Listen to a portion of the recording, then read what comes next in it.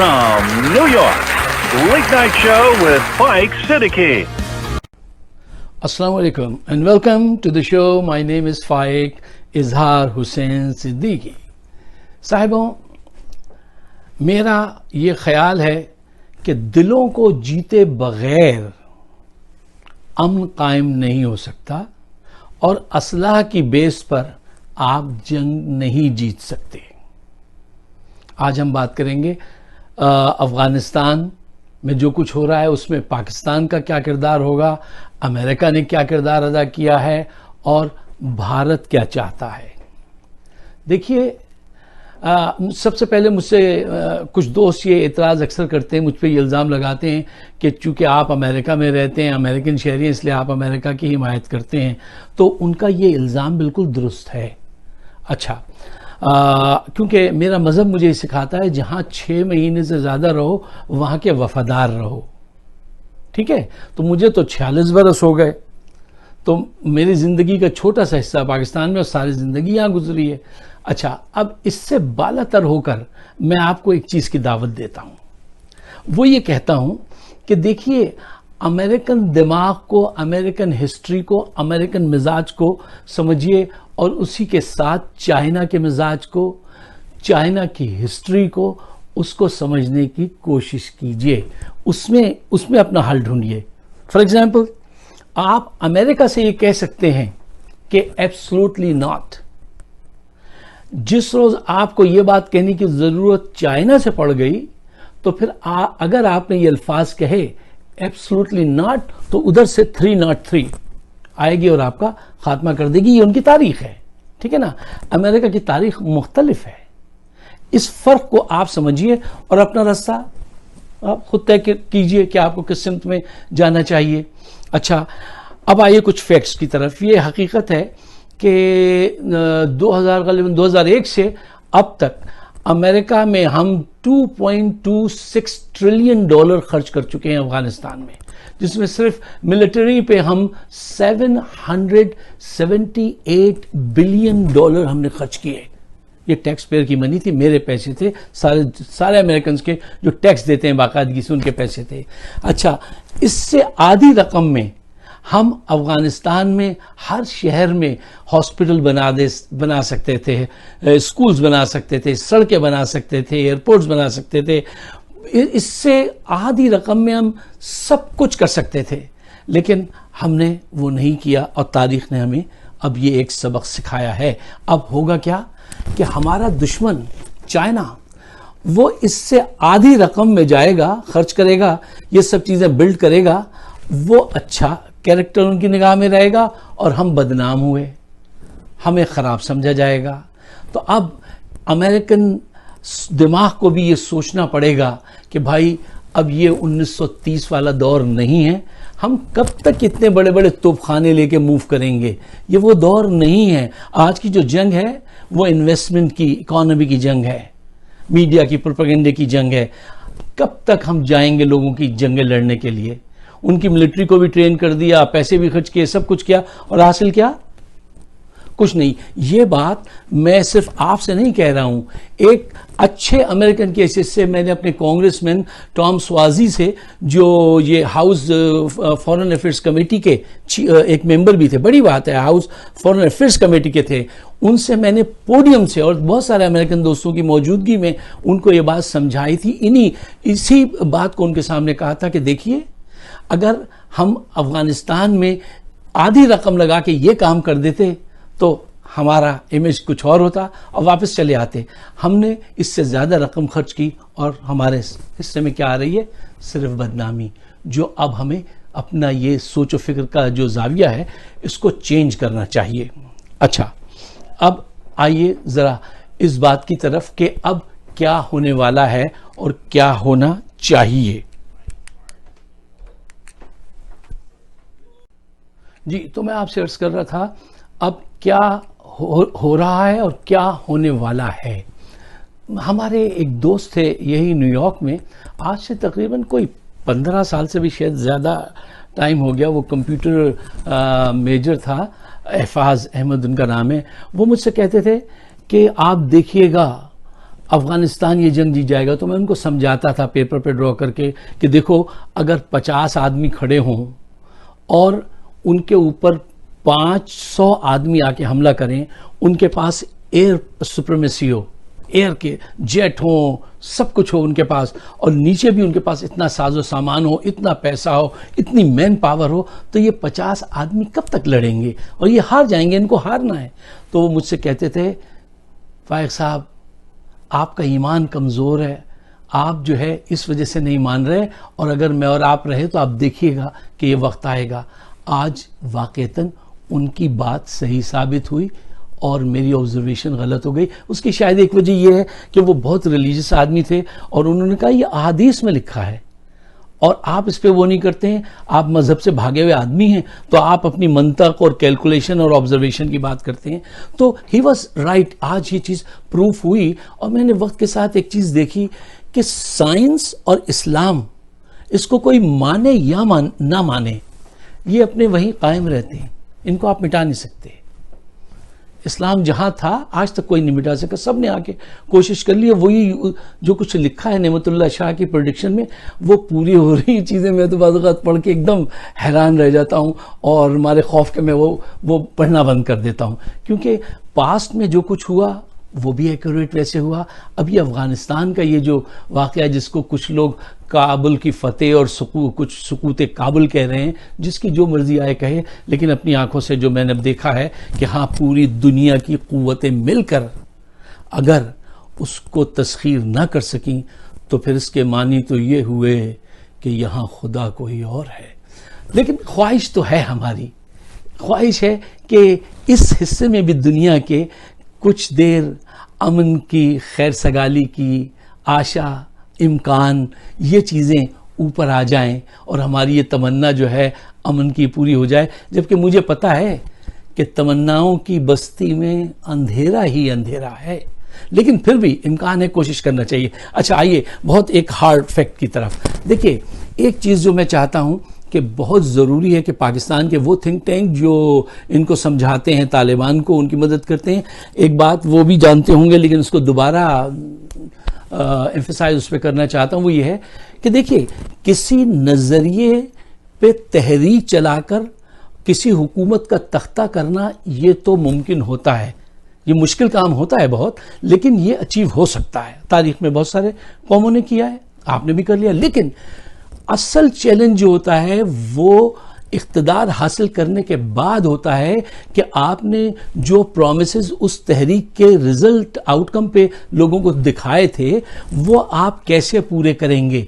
ये सबसे बड़ा इम्तिहान है तालिबान का, जो अब शुरू हुआ है। क्यों? अगर उन्होंने इस तरह नहीं सोचा और उस पर काम नहीं किया, क्योंकि अब ये नहीं है कि आप मंजिल पे पहुंच गए, सब कुछ हासिल हो गया, नहीं, हासिल नहीं हुआ, सफ़र अभी शुरू हुआ है। सफ़र वहाँ पे शुरू नहीं होता जहाँ पे आप पहुँचना चाहते हैं, सफ़र वहाँ से शुरू होता है मेरे दोस्त, जहाँ पे आप आज खड़े हैं। अब एक बहुत बड़ा इम्तहान है, उस जंग से भी ज़्यादा बड़ा इम्तहान है कि आप अपने आप को कैसे मेंटेन करते हैं, दुनिया में आपकी क्या तस्वीर बनती है, आप कैसे आगे बढ़ते हैं। क्यों?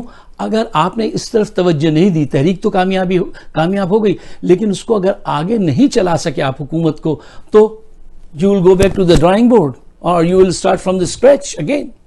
तो इसमें तो आपकी ज़िंदगी, मतलब ये क्या तमाशा रहेगा। तो ये गिरते रहेंगे, फिर जाएंगे, फिर ए से शुरू करेंगे। नहीं, डोंट डू दैट।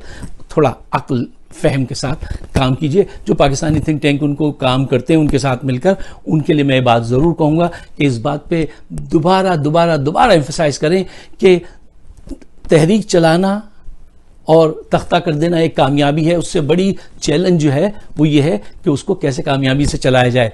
अब यहाँ पे आ जाता है, कुछ ऑब्स्टिकल आते हैं, जिसमें नंबर 1 हमारे पड़ोसी भारत आते हैं और उनका क्या किरदार होगा, इस पे मैं आपके सामने कुछ पॉइंट्स रखना चाहता हूँ। जी, तो मैं आपसे अर्ज कर रहा था कि अब भारत का क्या किरदार होगा। भारत के लिए बहुत सारे चैलेंजेस एकदम सामने आएंगे और वो ऐसा क्या करेगा कि जिससे अफ़गानिस्तान और पाकिस्तान दोनों को नुकसान हो। देखिए, अभी से भारतीय मीडिया ने ये कहना, ये प्रोपेगेंडा शुरू कर दिया है कि अमेरिका हमें तन्हा छोड़ गया, जैसे वो अफ़गानिस्तान को नहीं, इनको तन्हा छोड़ गया है, इनको तन्हा छोड़ गया और हमें फंसा गया है। देखिए, आपने खुद बार बार अमेरिका से कहते थे कि साहब जरा हमें भी कोई किरदार दीजिए, हम भी सेवा करेंगे। अरे भाई अब सेवा कीजिए, हमने 19 बरस 20 बरस सेवा की है, अब आप सेवा कीजिए। जब आपको सेवा का टाइम दिया तो आप वहाँ से भाग निकले, भागे ये खुद हैं। अमेरिका ने तो इनके सुपुर्द कर दिया कि भाई अब तुम इनकी मिलिट्री को वो करो, इनके साथ मिलकर अब ज़रा काम करो। गनी को इन्होंने एक जहाज़ भेजा था असलहे का वहाँ पर, और उसके अलावा ये वहाँ से दुम दबा के भाग गए, सारे सफारत खाने बंद कर दिए। अच्छा, जो सबसे अहम बात है वो ये है कि ये इस वक्त अपने मीडिया से ये प्रोपेगेंडा शुरू करेंगे कि तालिबान के आने के बाद अब औरतों पे जुल्म होना शुरू हो जाएगा, बच्चों पे जुल्म होना शुरू हो जाएगा और मारम पीटी होगी। अब जो है वो नस्ल कशी और वो क्या होती है, फसादात होंगे, सिविल राइट्स मूवमेंट टाइप की चीज़ें यहाँ पे शुरू हो जाएंगी, सिविल वॉर शुरू हो जाएगी। जबकि ऐसा है नहीं, लेकिन ये चाहते हैं कि ऐसा हो। इसके मल्टीपल फ़ायदे हैं उनको। एक फ़ायदा तो यह है कि वो किसी सूरत चाहते हैं कि ज़्यादा से ज़्यादा बदगुमानी पैदा करें अफ़गानिस्तान और पाकिस्तान के माबैन, एक फ़ायदा। दूसरा फ़ायदा ये है कि जो महाजरीन हैं वो हिजरत करके, ज़ाहिर बात है इनका तो बॉर्डर उनसे मिलता नहीं है, पाकिस्तान का मिलता है। पाकिस्तान में महाजरीन पहुँचे, पहले वहाँ 30-40 लाख मौजूद हैं, अब ये बर्डन पाकिस्तान कैसे अफोर्ड कर सकता है, ठीक है ना, उस पर भी फसादात हों। तीसरी ये कि अब वहाँ से बैठ के दहशतगर्दी की कार्रवाइयाँ जो हैं वो दोबारा पाकिस्तान के ख़िलाफ़ की जाएं। ये सारी इनके नज़दीक अहम पॉइंट्स हैं।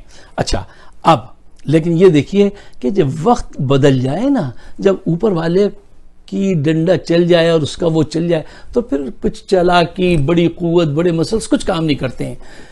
तालिबान की क़यादत ने क्या बयान दिया है कल पावर में आने के बाद, उससे हिंदुस्तान के लोगों को चाहिए अपना रास्ता मुतय्यन करें। यार हम हिंदुस्तान के लिए बुरा नहीं चाहते हैं, हम चाहते हैं कि इस हिस्से में भी अमन हो जाए। देखो ना, यूरोप में कितने अमन से, उनके भी कितनी आपस में जंगें थी, फिर अमन हो गया। लेकिन ये साजिशें करने से अफगानिस्तान में, पाकिस्तान में, कश्मीर में बाज नहीं आते। अच्छा, उन्होंने बयान ये दिया है, तालिबानी क़यादत ने कहा है भारत ने अफगानिस्तान में जो इन्वेस्टमेंट की है वो हमारी मोहब्बत में नहीं की है, वो पाकिस्तान की दुश्मनी में की थी। लीजिए, सुन लीजिए। और दूसरा अहम पॉइंट उन्होंने कहा कि हिंदुस्तान ने 20 साल तक जो कचोके हमें लगाए हैं उसका हम बदला लेंगे, और ये बदला जो है ये हम हिंदुस्तान में जाकर लेंगे। अब वो कहाँ जाएंगे ये आप समझ सकते हैं। ये उन्होंने क्लियर कट ये बातें अपने उसमें कह दी हैं। अब हिंदुस्तान को चाहिए कि अपना राह अमल जो है वो तय करे। देखिए, हिंदुस्तान को ये बात समझाने की ज़रूरत है हमारी तरफ से इखलास, मुखलिसी के साथ। वो ये कि देखिए, पाकिस्तान के ख़िलाफ़ साजिशें बंद करने से आपको बहुत फ़ायदा है। अगर आप किसी के कंधे पे पाँव रख कर ऊपर चढ़ सकते हैं तो क्या ज़रूरी है कि आप उस कंधे को काट दें? चढ़ जाइए ऊपर, अपना काम कर लीजिए। क्या ज़रूरी है कि उससे झगड़ा किया जाए? मुझे बताइए। देखिए, पाकिस्तान का तो कोई ड्रीम है नहीं सुपर नेशन बनने का, क्योंकि मुसलमानों की तो ज़िंदगी पैदाइश से आखिरत तक ये है कि जन्नत में पहुंचना है, असल सुपर पावर वहाँ बनना है, वहाँ जाके ऐश से रहना है। मतलब ये मुसलमानों के नज़दीक सुपर पावर बनने का तो कोई गेम और नशा है ही नहीं। उनको तो एक ही चीज़ का शुरू से है कि भाई हम जन्नत में जाएंगे, और दुनियावी ज़िंदगी जो वो इतनी सी है उनके नज़दीक। हर जगह पढ़ाया जाता है, 2 दिन की है और बहुत मुख्तसर है। यहाँ अच्छे अमाल करो, हक़ के साथ खड़े रहो, झूठ मत बोलो, ठीक है ना, मजलूम के साथ खड़ो। तो ये उनकी फ़िलासफ़ी है। वो तो बनना नहीं चाहते सुपर पावर। आपके यहाँ हर वक्त पूजा होती है लक्ष्मी देवी की, दौलत की, ये सब कुछ, और आप सुपर तो बन जाइए। पाकिस्तान को कोई एतराज़ नहीं है। बल्कि अगर आप अमन कायम कर लें पाकिस्तान में, कश्मीर में, अफगानिस्तान के साथ अच्छे डायलॉग कर लें, तो यार वाई नॉट, आप बन जाइए। आपको शौक़ है, हमारा तो वो न शौक़ है, न वो मंजिल है, न वो ऑब्जेक्ट है हमारा। अब ये बात अल्लाह करे कि हमारे यहाँ से कोई समझाए और उनकी समझ में भी आ जाए। ये इस चीज़ की अहमियत है ना। ये पॉइंट इस अंदाज से आज तक सामने ही नहीं लाया गया, इस पॉइंट को सामने ही नहीं लाया गया। देखिए, अब हिंदुस्तान वहाँ कुछ कर नहीं सकता। उसकी वजह यह है कि उसके अड़ोस पड़ोस का ज़रा जायज़ा लीजिए। चाइना उसके ख़िलाफ़, ईरान, पाकिस्तान, रशिया, ये कोई भी उसका साथ देने को तैयार नहीं है, कोई भी उसको अच्छी निगाह से नहीं देखता है। तो वहां पे क्या किरदार हासिल करेगा जिसकी सरहद भी नहीं मिलती। लोग ये हैरान हैं कि न इनका उनसे मजहब मिलता है, न उनके चेहरे इनसे मिलते हैं, न इनकी रिवायात, और ना ही इनका कोई बॉर्डर उनसे मिलता है। ये वहां क्या करने गए थे? ये वहाँ सिर्फ दहशतगर्दी करवाते हैं पाकिस्तान के लिए, वहाँ से बैठकर, और उनकी हिमायत हासिल करने के लिए वहाँ डैम बना रहे हैं फूल। क्या एक साहब कहते हैं डैम फूल, वहाँ डैम बना रहे हो। ज़रूरत हिंदुस्तान में है कि लोग प्यासे तरस रहे हैं। तो हम इनको बहुत काम की बात बताई देते हैं कि आप अगर पाकिस्तान से, अफ़गानिस्तान से और कश्मीर से साजिश ख़त्म कर दें तो आपके लिए तो इन्फिनिटी, आपके लिए तो कोई मसला ही नहीं है। आप जैसा जी चाहे इतना ग्रो कर सकते हैं आपका बिजनेस, और आप आगे बढ़ सकते हैं। लेकिन अगर आपने ऐसे सोचा कि हम आइए अब अफ़गानिस्तान की औरतों को कुछ पिक्चर्स मिल जाएं जिनको हम सामने ला के कहें अन्याय हो रहा है, अन्याय हो रहा है, क्या कहते हैं, महिलाओं के साथ अन्याय हो रहा है, हैं। और इस मर्तबा जो आए हैं ये तालिबान, वो एक अजीब, देखिए इतनी जल्दी बदल जाते हैं लोग कि उन्होंने कहा कि जनाब ख़वातीन जो हैं वो तालीम के लिए जाएं, सिर्फ हिजाब कर लें, पहन लें चादर और जाएं तालीम के लिए। और उन्होंने अब अपना जो तर्जुमान रखा है सोहेल साहब, वो बाकायदा पश्तो में नहीं अंग्रेज़ी में बाहर के लोगों को समझाते हैं। बल्कि एक जोक सुनिए कि जब इन्होंने ये ड्राफ्ट तैयार किया अमन मुआहिदे का, तो अफ़गानियों को जब बेचा तो अफ़गानियों ने कहा मुआहिदा तो अभी करते हैं लेकिन ये इसमें इंग्लिश की 5 गलतियां हैं, ये ज़रा दुरुस्त कर लीजिए। तो वो सीखने वाले लोग हैं, बहुत जल्दी सीखते हैं। और यकीनन उनके पीछे जो है पूरी ISI और थिंक टैंक्स होते हैं उनके, जो उनके साथ ये मिलकर काम करते हैं। और पाकिस्तान ने, अमेरिका ने मिलकर ये काम किया है। ये मुआहिदा अगर नहीं होता तो ये सब कुछ नहीं होता। ये बहुत बड़ा क्रेडिट जाता है पाकिस्तान को और अमेरिका को कि उन्होंने अमन का मुआहिदा किया और उसमें इनको शरीक नहीं किया। अगर इनको शरीक कर लेते तो ये कोई ना कोई क्लॉज ऐसी लगवा देते कि फिर फसाद शुरू हो जाता।